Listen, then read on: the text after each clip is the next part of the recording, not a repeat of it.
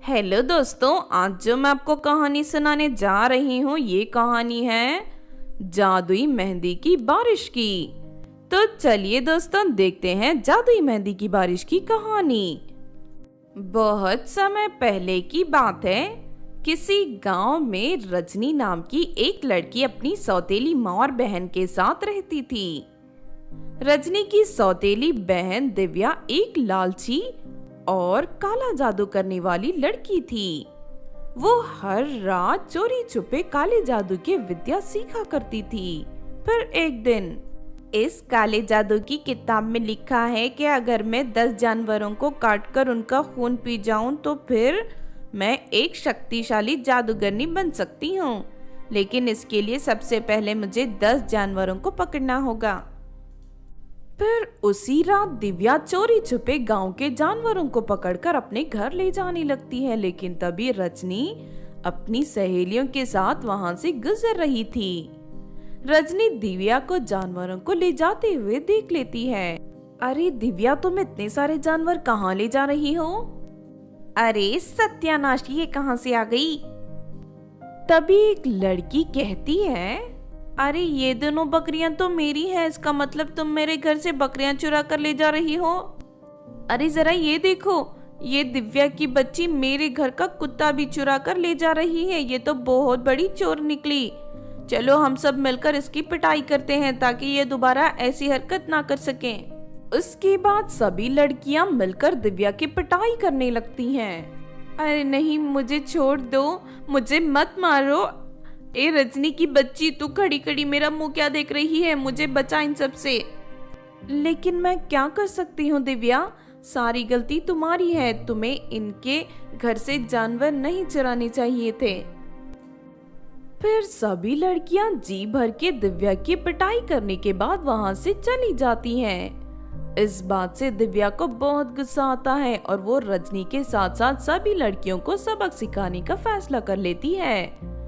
फिर एक दिन दिव्या जंगल में रहने वाली जादूगरनी के घर से बदसूरत बनाने वाला एक काढ़ा चुरा कर ले आती है। अब मैं इस काढ़े की मदद से सभी लड़कियों को बदसूरत बनाकर अपना बदला लूंगी। सबसे पहले शुरुआत मैं इस रजनी की बच्ची से करती हूँ। इतना कहकर दिव्या रजनी के पीने के पानी में वो जादुई काढ़ा मिला देती है और उससे पीने के बाद रजनी के सारे बाल सफेद हो जाते हैं और साथ ही उसका चेहरा भी बहुत ही बदसूरत बन जाता है। अरे नहीं, अचानक मेरा चेहरा इतना बदसूरत कैसे बन गया? और ये क्या, मेरे सारे बाल सफेद हो गए? ये देख दिव्या बहुत खुश होती है। फिर रात होते ही दिव्या चोरी छुपे एक एक कर सभी लड़कियों के घर में जाकर वहां रखे पानी में वो जादुई काढ़ा मिलाकर भाग जाती है। फिर अगले दिन गांव की सभी लड़कियों के बाल पूरी तरह सफेद हो जाते हैं और वो सभी लड़कियां बदसूरत बन जाती हैं। हे भगवान, ये कैसा अनर्थ हो गया? मेरे बाल सफेद हो गए और मैं बदसूरत बन गई। तभी प्रियंका देखती है कि गांव की और भी लड़कियां उसी तरह बदसूरत बन गई हैं। लगता है किसी ने हम सभी पर काला जादू किया है, इसीलिए हम सभी लड़कियां एक साथ बदसूरत बन गई हैं। हाँ, तुम ठीक कहती हो, लेकिन हमने किसी का क्या बिगाड़ा है? हमारे साथ ऐसा क्यों हुआ? इस तरह वो सभी लड़कियां दुखी होकर रोने लगती हैं। दूसरी तरफ ये सब देख दिव्या बहुत खुश होती है। मुझे इन लड़कियों की मजबूरी का फायदा उठाना चाहिए। उस जादूगरनी के घर पर सुंदर बनाने वाली जादुई मेहंदी मौजूद है। अगर मैं वो मेहंदी चुरा कर इन सभी लड़कियों को बेचूं तो इनसे मन मांगे पैसे वसूल कर सकती हूँ। गांव की सबसे अमीर लड़की बन सकती हूँ। फिर अगले दिन दिव्या जादुई मेहंदी चुराने जादूगरनी के घर पहुंच जाती है।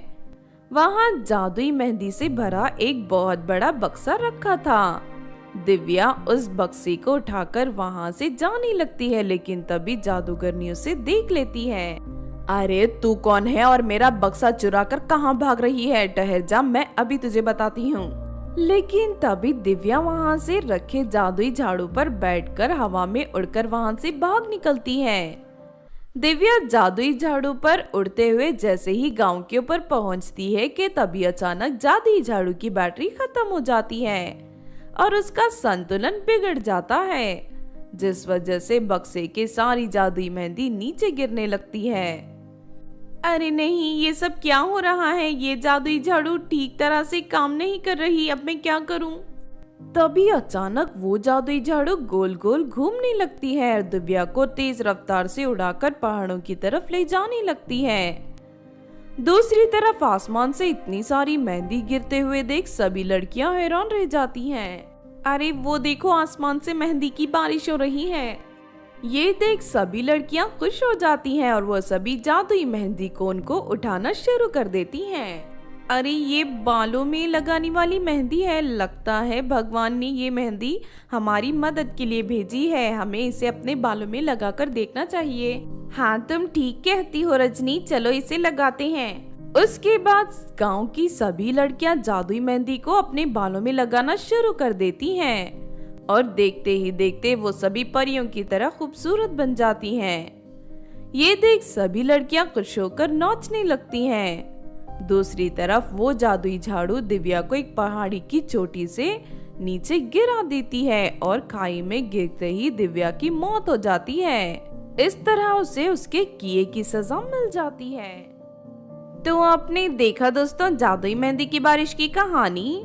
इस कहानी से हमें ये सीख मिलती है कि हमें कभी भी किसी के बारे में बुरा सोचना नहीं चाहिए, क्योंकि आज नहीं तो कल हमें हमारे बुरे कर्मों की सजा जरूर मिलती है।